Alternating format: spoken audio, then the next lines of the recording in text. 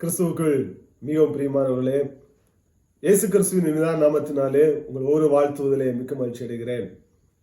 இன்று வேதம் வாசித்தீர்களா? இன்று ஜெபித்தீர்களா? இன்று குடும்ப ஜெபம் செய்தீர்களா? இல்லை என்று சொன்னால் இப்பொழுதே ஒரு தீர்மானம் எடுங்கள்.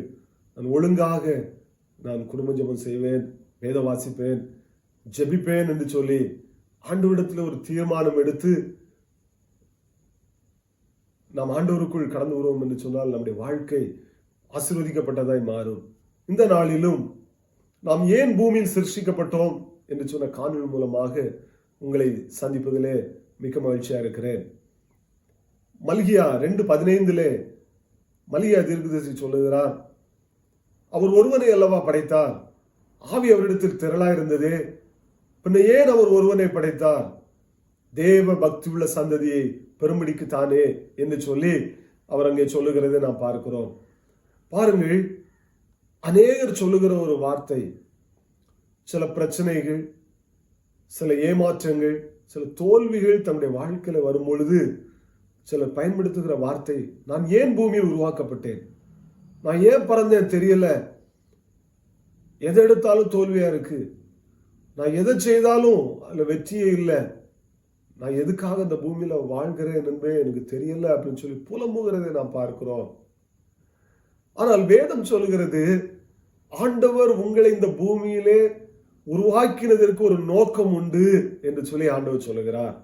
இந்த காணொளியை கண்டுகொண்டு இருக்கிற சகோதரனே, சகோதரியே, பெற்றோரே, ஒருவேளை நீங்கள் கூட சொல்லலாம், வயோதிப காலம், யாருமே என் பிள்ளை என்னை கவனிக்கல, யாருமே எனக்கு உதவியா இல்லை, எல்லாரும் என்னை வெறுக்கிறாங்க, சரீரத்துல பலவீனம், கையில வருமானம் இல்லை, நான் என்ன செய்யறது, எதுக்காக இந்த பூமியில பிறந்தோம், தெரியாம பிறந்துட்டோமோ அப்படின்னு சொல்லி கூட நீங்கள் நினைத்து கொண்டிருப்பீர்கள் என்று சொன்னால் ஆண்டவர் உங்களை பார்த்து தான் சொல்றாரு, நீங்க இந்த பூமியில பிறந்ததுக்கு ஒரு நோக்கம் உண்டு என்று சொல்லி ஆண்டவர் சொல்லுகிறார்.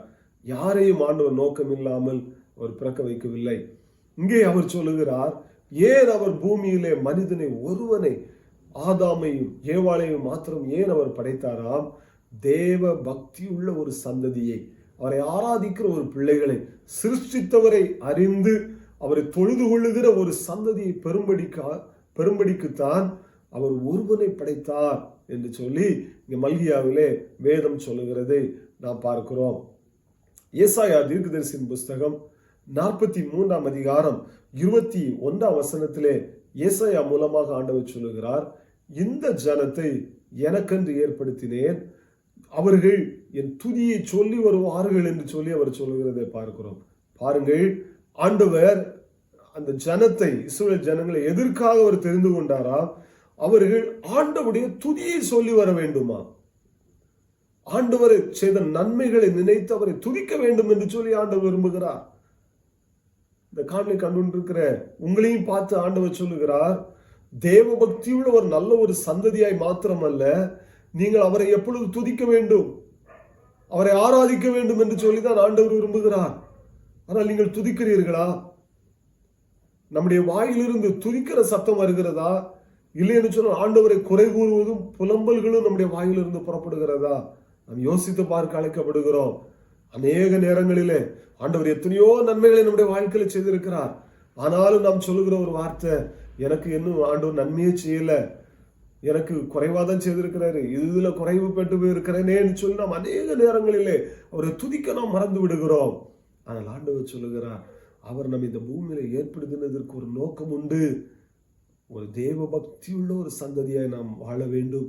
அது மாத்திரமல்ல, அவரை எப்பொழுதும் நாம் துதித்து கொண்டே இருக்க வேண்டும் என்று சொல்லி ஆண்டவர் விரும்புகிறார்.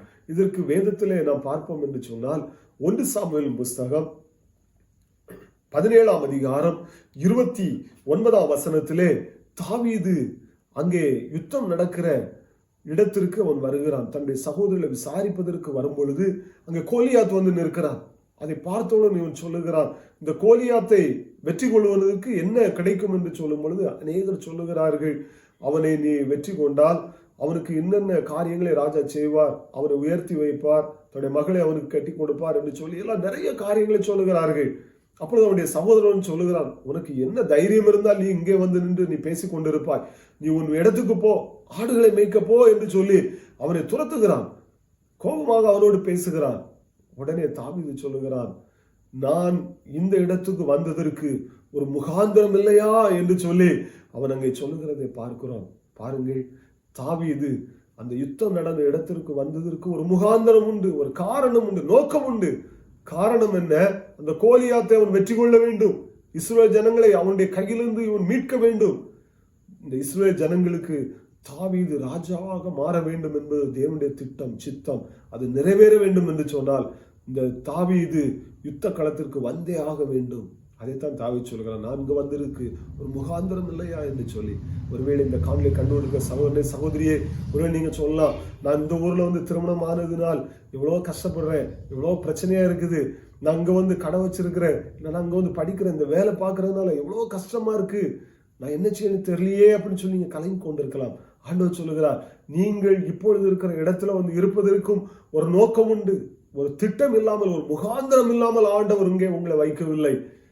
ஆண்டவர் உங்களை வச்ச அந்த இடத்திலேயே, நீங்கள் இருக்கிற இடத்திலேயே தேவ பக்தி உள்ளவர்களாய், ஆண்டவரை துதிக்கிற பிள்ளைகளாய் மாறுவீர்கள் என்று சொன்னால், தாவீதை ஒரு ஆடு மேய்த்து கொண்டிருந்தவனை ராஜாவாய் மாற்றி அழகு பார்த்த ஆண்டவர் யுத்த களத்துக்கு கொண்டு அவனுக்கு ராஜாவாய் அவனை மாற்றினவர். இந்த நாளிலும் உங்களையும் உங்களுடைய குடும்பங்களையும் ஆசீர்வதித்து உங்களை மேன்மைப்படுத்தி உயர்த்தவர் போதுமானவராக இருக்கிறார். அந்த தேவனுடைய கரத்தில் அர்ப்பணிப்போம். மெய்யாகவே ஆண்டவர் உங்களையும் உயர்த்தி நீங்கள் இந்த பூமியில பிறந்ததற்கான நோக்கத்தை அறிந்து அவருக்காக ஓடுவதற்கும் அவருக்காக வாழ்வதற்கும் கர்த்தர் உதவி செய்வாராக. God bless you.